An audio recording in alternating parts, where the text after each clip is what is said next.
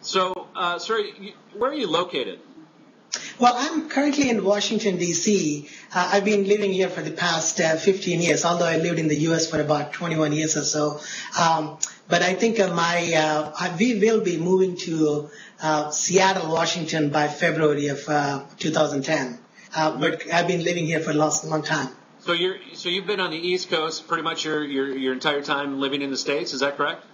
Oh, well, actually, I went to, I lived in the West Coast, I lived in the Midwest for, another 5-6 years. Okay. But actually, predominantly, I lived in the East Coast in the last 20 years. I'm originally, I grew up in the Midwest. Where did you live in the Midwest? Midwest, I lived in St. Louis, I lived in Minneapolis, I lived in Detroit. Okay. I lived in Detroit. I lived in Detroit for about 30 years of my life, so I know that very well. All right. Yeah. All right. So, I'm curious. Where did you? Are you a citizen? When did you emigrate to the U.S.? Give us a little backdrop on your history.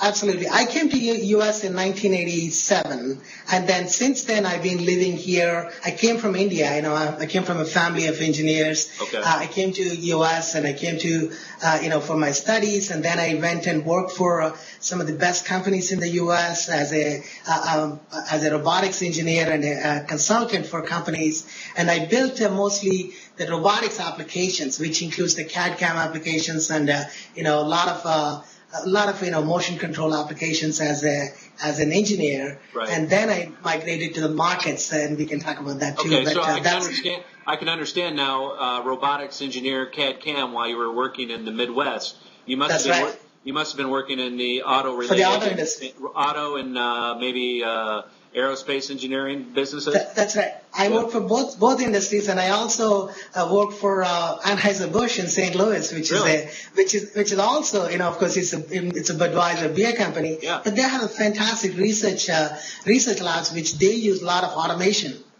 for beer, I guess, for production of the beer. Do they use it in the plants or yes, the distribution? They use automation. Yeah. They use automation extensively in the plants they have a huge fermentation and beer pasteurization plants, and they use a lot of research. In fact, their R&D labs have 150 to 200 PhDs in their labs, and it was fantastic. Right. When I worked for there, and so. I'm engineer is your background. Do you have a PhD? What kind of engineering? No, I have a master's in engineering, but I went. Electrical, mechanical, operation?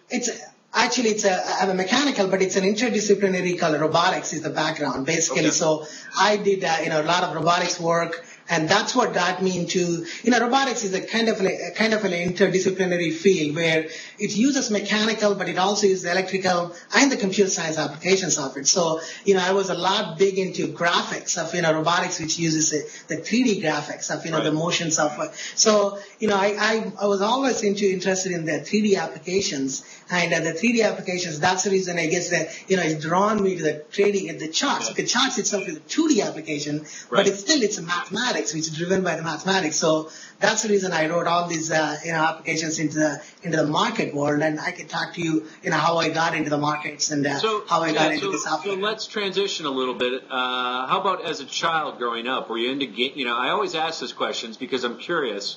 Not to be redundant to our viewers, but games. Did you like games as a child growing up?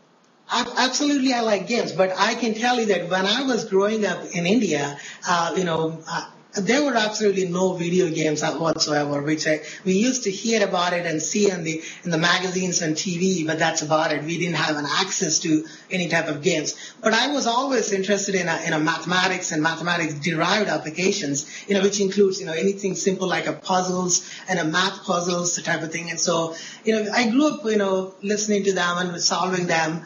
And then I guess, when I came to the U.S., I got big onto on the gaming world, but now I'm actually stay away from it because I take majority of my time I spend in the markets. This itself is a big game. Well, I always say, Suri, the markets are the greatest game ever created. And, absolutely. People ask me the same thing. They're like, so do you go to Vegas? I'm like, I used to go. But, that's right. Really, I went to Vegas for the first time recently since 1995, and for the same, okay. for the same reason because we play a game of speculation, I call it, here every day, and it's the best game on earth. You've got mathematics, you got charts, you're stimulating the brain. It's always evolving. So tell me a little bit how you made that transition from, the gearhead mentality, working for the man, working for the large corporations, as you said, the aerospace, auto companies. When did you start getting interested in markets? Were you interested in markets as a kid growing up in India? I mean, you had markets.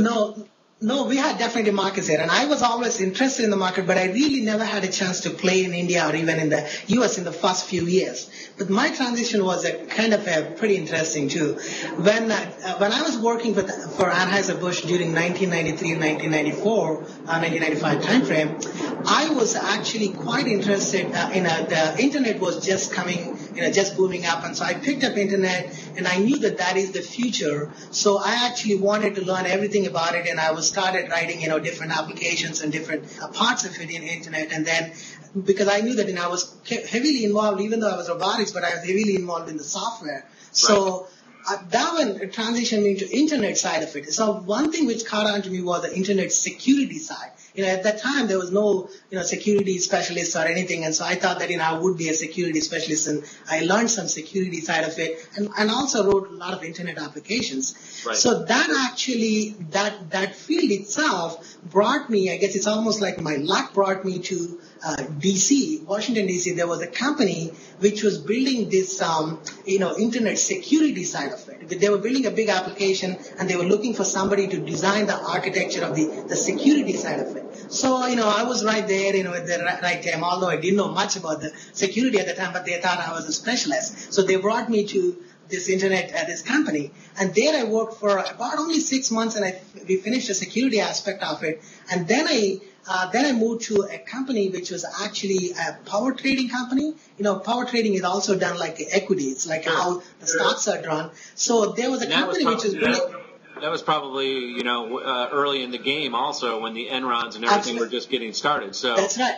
In fact, it was you're right. This was exactly about 1996 time when there was a Power Deregulation Act came in, and at that time there were companies popping up to build these power trading platforms. So this company was actually doing that, and I was there. And when I joined the company, of course I was again brought in to do the software, but that's where I actually saw some of the traders using these charts and mathematics to build these models, and then to analyze the charts. And that's where I actually got hooked onto the markets. And then we realized that then I was there were a couple of very seasoned traders. They took me under their wing, and they started showing me some of the aspects of the trading. And then that's where I truly realized my passion. My passion is mathematics. Yeah. And then of course there's the computers, and now next is the logic. Of course, the bottom line is the money. So this is it's all came together. So since 1995, I just became a trader because of.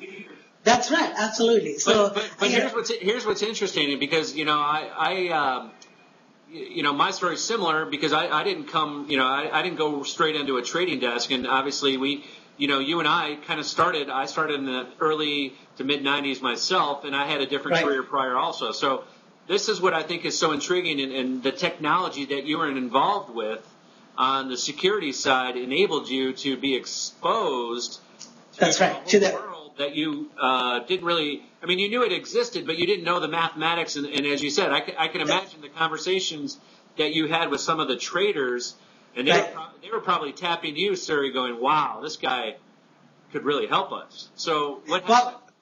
Well, that's exactly, basically, they actually saw the potential, because they didn't have this, a kind of a writing, different algorithms for some of the applications, what they were thinking about it. Right. And then I saw that because it was a software, and as I said, it's a mathematical applications, so which I started writing it, and then quickly I realized that this is something which I wanted to do, because actually, basically, there's a lot of logic, involved in it, and then of course it's a, writing, you will seeing the, instantly the reactions of what would happen. So that's how I became trader in 1996.